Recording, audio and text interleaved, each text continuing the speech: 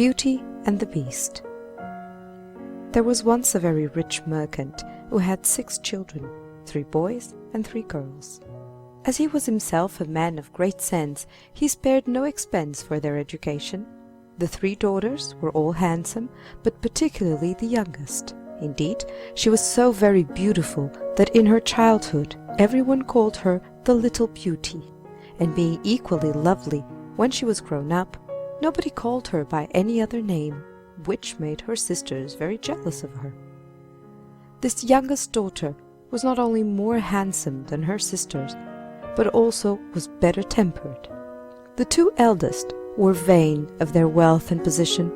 They gave themselves 1,000 airs, and refused to visit other merchants' daughters, nor would they condescend to be seen except with persons of quality. They went every day to balls, plays, and public walks, and always made game of their youngest sister for spending her time in reading or other useful employments. As it was well known that these young ladies would have large fortunes, many great merchants wished to get them for wives. But the 2 eldest always answered that, for their parts, they had no thoughts of marrying anyone below a duke or an earl at least. Beauty had quite as many offers as her sisters, but she always answered, with the greatest civility, that though she was much obliged to her lovers, she would rather live some years longer with her father, as she thought herself too young to marry. It happened that, by some unlucky accident, the merchant suddenly lost all his fortune, and had nothing left but a small cottage in the country. Upon this he said to his daughters, while the tears ran down his cheeks, "My children, we must now go and dwell in the cottage, and try to get a living by labor, for we have no other means of support." The 2 eldest replied that they did not know how to work, and would not leave town, for they had lovers enough who would be glad to marry them, though they had no longer any fortune. But in this they were mistaken, for when the lovers heard what had happened, they said, "The girls were so proud and ill-tempered that all we wanted was their fortune. We are not sorry at all to see their pride brought down. Let them show off their heirs to their cows and sheep." But everybody pitied poor Beauty, because she was so sweet-tempered and kind to all, and several gentlemen offered to marry her, though she had not a penny. But Beauty still refused, and said she could not think of leaving her poor father in this trouble. At first Beauty could not help sometimes crying in secret for the hardships she was now obliged to suffer, but in a very short time she said to herself, "All the crying in the world will do me no good, so I will try to be happy without a fortune." When they had removed to their cottage, the merchant and his 3 sons employed themselves in ploughing and sowing the fields, and working in the garden. Beauty also did her part, for she rose by 4 o'clock every morning, lighted the fires, cleaned the house, and got ready the breakfast for the whole family. At first she found all this very hard, but she soon grew quite used to it, and thought it no hardship.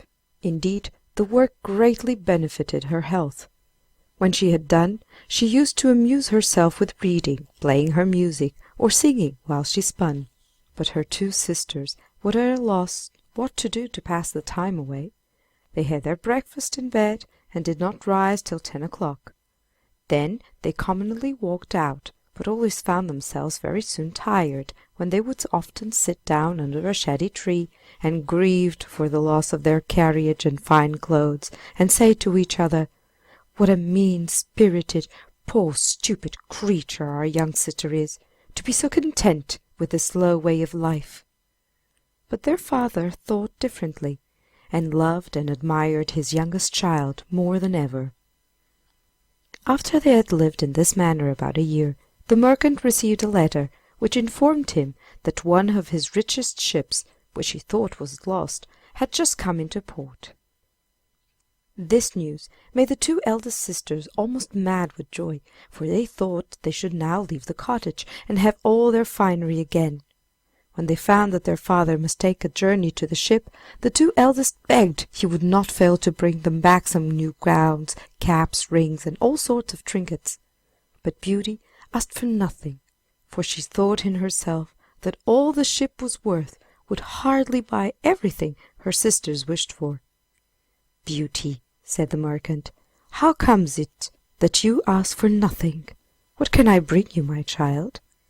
"Since you are so kind as to think of me, dear father," she answered, "I should be glad if you would bring me a rose, for we have none in our garden."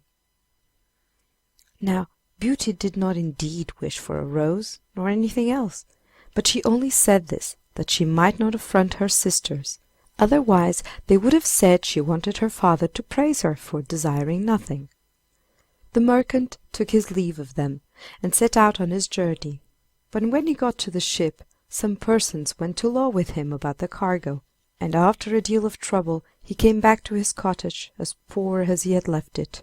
When he was within 30 miles of his home, and thinking of the joy of again meeting his children, he lost his way in the midst of a dense forest. It rained and snowed very hard, and besides the wind was so high as to throw him twice from his horse. Night came on, and he feared he should die of cold and hunger, or be torn to pieces by the wolves that he heard howling around him. All at once he cast his eyes towards a long avenue, and saw at the end a light, but it seemed a great way off. He made the best of his way towards it, and found that it came from a splendid palace, the windows of which were all blazing with light. It had great bronze gates, standing wide open, and fine courtyards, through which the merchant passed, but not a living soul was to be seen. There were stables too, which his poor starved horse, less scrupulous than himself, entered at once, and took a good meal of oats and hay. His master then tied him up, and walked towards the entrance hall, but still without seeing a single creature. He went on to a large dining parlour, where he found a good fire, and a table covered with some very nice dishes, but only one plate with a knife and fork.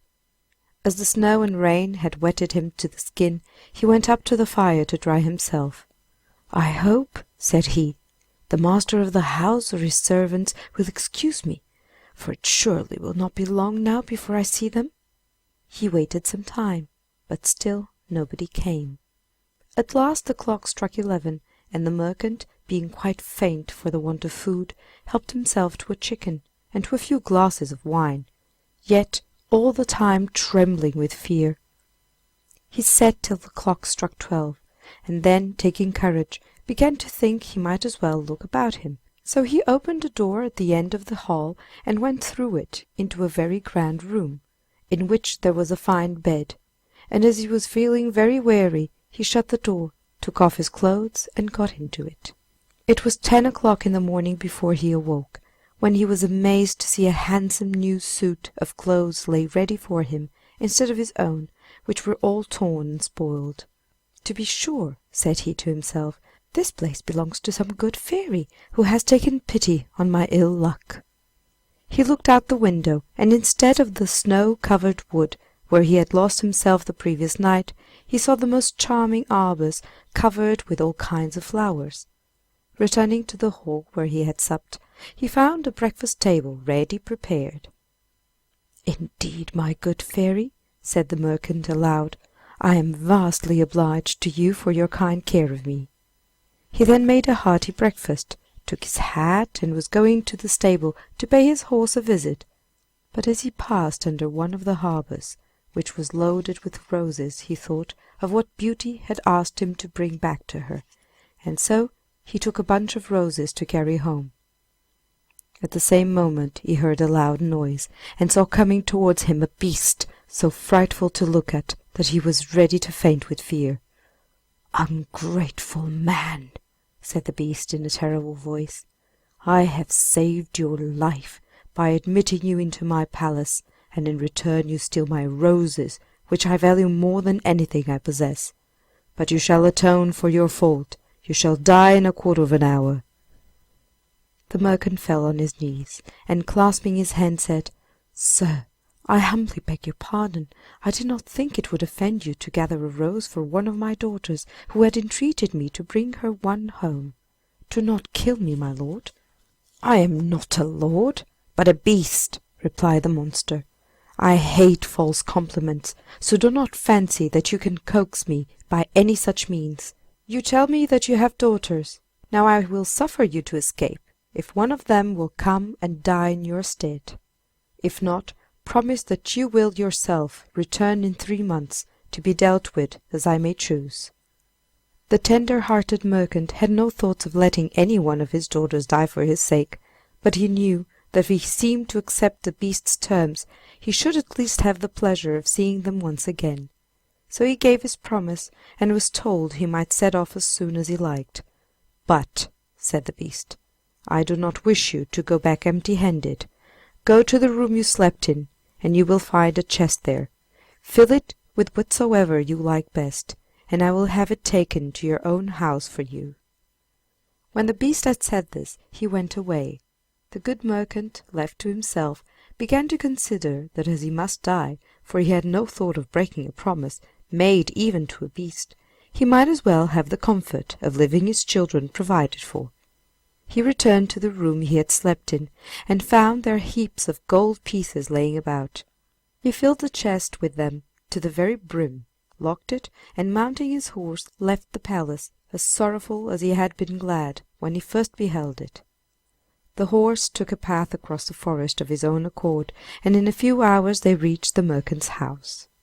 His children came running round him, but instead of kissing them with joy, he could not help weeping as he looked at them. He held in his hand the bunch of roses, which he gave to Beauty, saying, "Take these roses, Beauty, but little do you think how dear they have cost your poor father." And then he gave them an account of all that he had seen or heard in the palace of the beast. The 2 eldest sisters now began to shed tears, and to lay the blame upon Beauty, who, they said, would be the cause of her father's death. "See," said they, "what happens from the pride of the little wretch. Why did she not ask for such things as we did? But to be sure, Miss must not be like other people, and though she will be the cause of her father's death, yet she does not shed a tear." "It would be useless," replied Beauty, "for father shall not die. As the beast will accept one of his daughters, I will give myself up, and be only too happy to prove my love for the best of fathers." "No, sister," said the 3 brothers with one voice, "that cannot be. We will go in search of this monster, and either he or we will perish." "Do not hope to kill him," said the merchant. "His power is far too great. But Beauty's young life shall not be sacrificed. I am old, and cannot expect to live much longer, so I shall but give up a few years of my life, and shall only grieve for the sake of my children." "Never, father!" cried Beauty. "If you go back to the palace, you cannot hinder my going after you.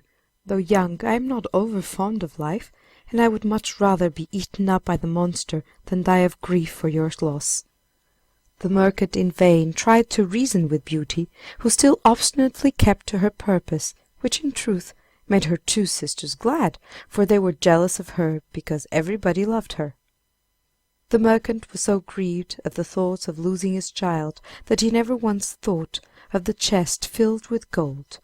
But at night, to his great surprise, he found it standing by his bedside.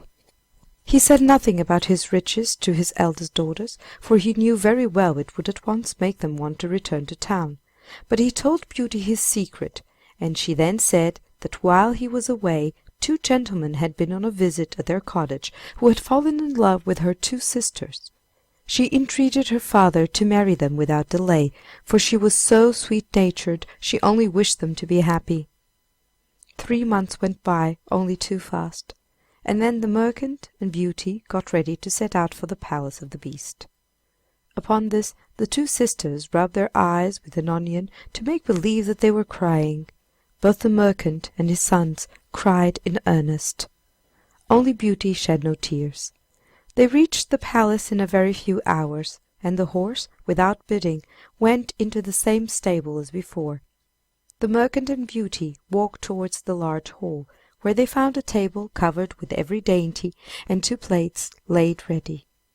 The merchant had very little appetite, but Beauty, that she might the better hide her grief, placed herself at the table and helped her father, Then she began to eat herself, and thought all the time that, to be sure, the beast had a mind to fatten her before he ate her up, since he had provided such good cheer for her. When they had done their supper they heard a great noise, and the good old man began to bid his poor child farewell, for he knew it was the beast coming to them. When Beauty first saw that frightful form she was very much terrified, but tried to hide her fear. The creature walked up to her and eyed her all over, then asked her in a dreadful voice if she had come quite of her own accord. "Yes," said Beauty. "Then you are a good girl, and I am very much obliged to you." This was such an astonishingly civil answer that Beauty's courage rose. But it sank again when the beast, addressing the merchant, desired him to leave the palace next morning and never return to it again. And so good night, merchant, and good night, Beauty. "Good night, beast," she answered, as the monster shuffled out of the room. "Ah, my dear child," said the merchant, kissing his daughter, "I am half dead already at the thought of leaving you with this dreadful beast. You shall go back and let me stay in your place." "No," said Beauty boldly, "I will never agree to that. You must go home to-morrow morning." Then they wished each other good night and went to bed, both of them thinking they should not be able to close their eyes. But as soon as ever they had laid down they fell into a deep sleep, and did not awake till morning.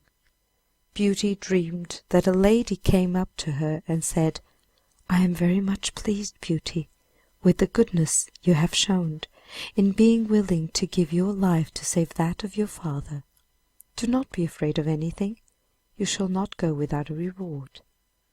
As soon as Beauty awoke she told her father this dream, but though it gave him some comfort, it was a long time before he could be persuaded to leave the palace.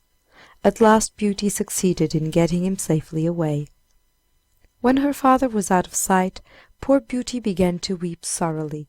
Still, having naturally a courageous spirit, she soon resolved not to make her sad case still worse by sorrow, which she knew was vain, but to wait and be patient.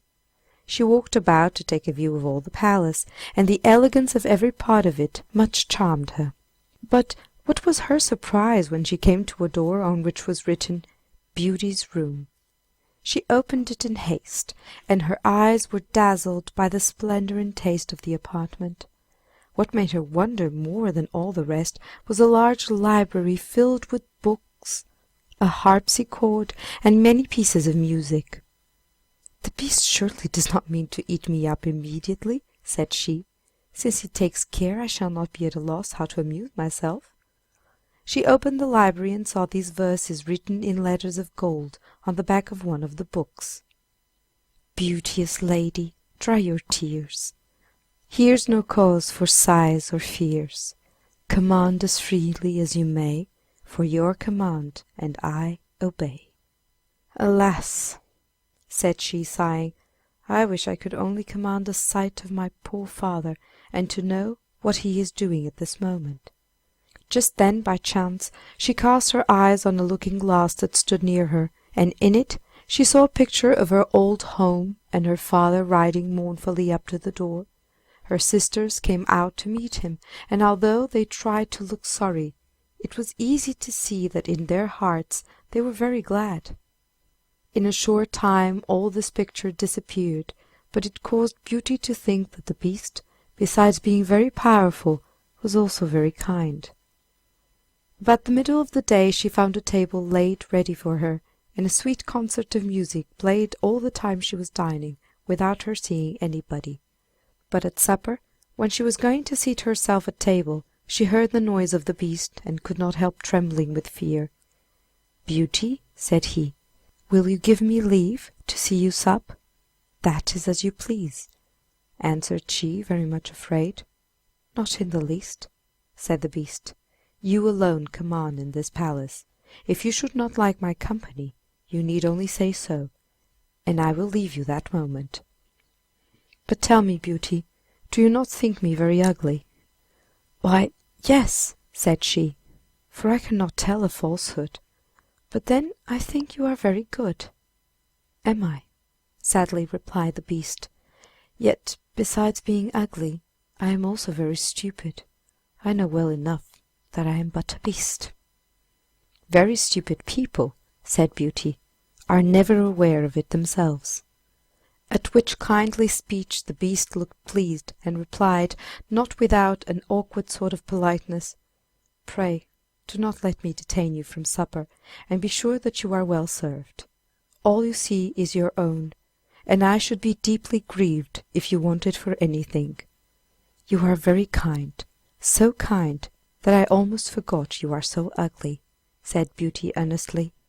"Ah, yes," answered the beast with a great sigh. "I hope I am good-tempered, but still I am only a monster." There is many a monster who wears the form of a man. It is better of the two to have the heart of a man and the form of a monster. I would thank you, Beauty, for this speech, but I am too senseless to say anything that would please you," returned the beast in a melancholy voice, and altogether he seemed so gentle and so unhappy that Beauty, who had the tenderest heart in the world, felt her fear for him gradually vanish. She ate her supper with a good appetite, and conversed in her own sensible and charming way, till at last, when the beast rose to depart, he terrified her more than ever by saying abruptly in his gruff voice, "Beauty, will you marry me?" Now, Beauty, frightened as she was, would speak only the exact truth. Besides, her father had told her that the beast liked only to have the truth spoken to him. So she answered in a very firm tone, "No, beast." He did not go into a passion or do anything but sigh deeply and depart. When Beauty found herself alone, she began to feel pity for the poor beast. "Oh," said she, "what a sad thing it is that he should be so very frightful, since he is so good-tempered." Beauty lived 3 months in this palace very well pleased. The beast came to see her every night, and talked with her while she supped, and though what he said was not very clever, yet, as she saw in him every day some new goodness, instead of dreading the time of his coming, she soon began continually looking at her watch to see if it were 9 o'clock, for that was the hour when he never failed to visit her. One thing only vexed her, which was that every night, before he went away, he always made it a rule to ask her if she would be his wife, and seemed very much grieved at her steadfastly replying no. At last one night she said to him, "You wound me greatly, beast, by forcing me to refuse you so often. I wish I could take such a liking to you as to agree to marry you, but I must tell you plainly that I do not think it will ever happen. I shall always be your friend, so try to let that content you." "I must," sighed the beast, "for I know well enough how frightful I am. But I love you better than myself. Yet I think I am very lucky in your being pleased to stay with me. Now promise me, Beauty, that you will never leave me." Beauty would almost have agreed to this, so sorry was she for him. But she had that day seen in her magic glass, which she looked at constantly, that her father was dying of grief for her sake. "Alas!" she said, "I long so much to see my father that if you do not give me leave to visit him, I shall break my heart." "I would rather break mine, Beauty," answered the beast. "I will send you to your father's cottage. You shall stay there, and your poor beast shall die of sorrow." "No," said Beauty, crying, "I love you too well to be the cause of your death. I promise to return in a week. You have shown me that my sisters are married, and my brothers are gone for soldiers, so that my father is left all alone. Let me stay a week with him." "You shall find yourself with him to-morrow morning," replied the beast. "But mind, do not forget your promise. When you wish to return, you have nothing to do but to put your ring on a table when you go to bed. Good-bye, Beauty." The beast sighed as he said these words, and Beauty went to bed very sorry to see him so much grieved. When she awoke in the morning she found herself in her father's cottage. She rang a bell that was at her bedside, and a servant entered. But as soon as she saw Beauty, the woman gave a loud shriek, upon which the merchant ran upstairs, and when he beheld his daughter he ran to her and kissed her 100 times. At last Beauty began to remember that she had brought no clothes with her to put on, but the servant told her she had just found in the next room a large chest full of dresses, trimmed all over with gold and adorned with pearls and diamonds. Beauty, in her own mind, thanked the Beast for his kindness, and put on the plainest gown she could find among them all. She then desired the servant to lay the rest aside, for she intended to give them to her sisters. But as soon as she had spoken these words, the chest was gone out of sight in a moment. Her father then suggested perhaps the Beast chose for her to keep them all for herself, and as soon as he had said this, they saw the chest standing again in the same place. While Beauty was dressing herself, her servant brought word to her that her sisters were come with their husbands to pay her a visit. They both lived unhappily with the gentleman they had married. The husband of the eldest was very handsome, but was so proud of this that he thought of nothing else from morning till night, and did not care a pin for the beauty of his wife. The second had married a man of great learning, but he made no use of it, except to torment and affront all his friends, and his wife more than any of them. The two sisters were ready to burst with spite when they saw Beauty dressed like a princess and looking so very charming. All the kindness that she showed them was of no use, for they were vexed more than ever when she told them how happy she lived at the palace of the Beast. The spiteful creatures went by themselves into the garden, where they cried to think of her good fortune. "Why should the little wretch be better off than we?" said they. "We are much handsomer than she is." "Sister," said the eldest, "a thought has just come into my head. Let us try to keep her here longer than the week for which the Beast gave her leave, and then he will be so angry that perhaps when she goes back to him he will eat her up in a moment." "That is well thought of," answered the other, "but to do this we must pretend to be very kind." They then went to join her in the cottage, where they showed her so much false love that Beauty could not help crying for joy. When the week was ended, the two sisters began to pretend such grief at the thought of her leaving them that she agreed to stay a week more, but all that time Beauty could not help fretting for her sorrow that she knew her absence would grieve her poor Beast, for she tenderly loved him, and much wished for his company again. Among all the grand and clever people she saw, she found nobody who was half so sensible, so affectionate, so thoughtful, or so kind. The 10th night of her being at the cottage she dreamed she was in the garden of the palace, that the Beast lay dying on a grass plot, and with his last breath put her in mind of her promise, and laid his death to her forsaking him. Beauty awoke in a great fright, and burst into tears. "Am not I wicked," said she, "to behave so ill to a Beast who has shown me so much kindness? Why will I not marry him?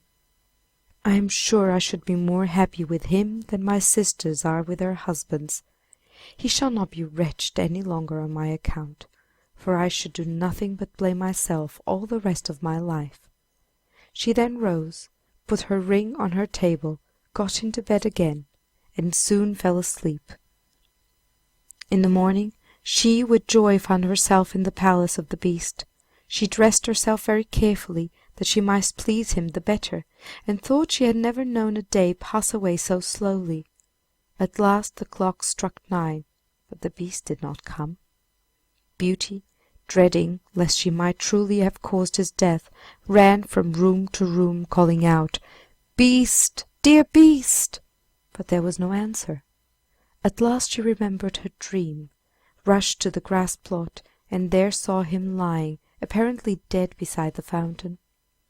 Forgetting all his ugliness, she threw herself upon his body, and finding his heart still beat, she fetched some water and sprinkled it over him, weeping and sobbing the while.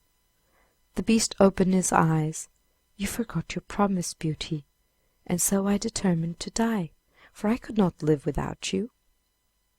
I have starved myself to death, but I shall die content, since I have seen your face once more."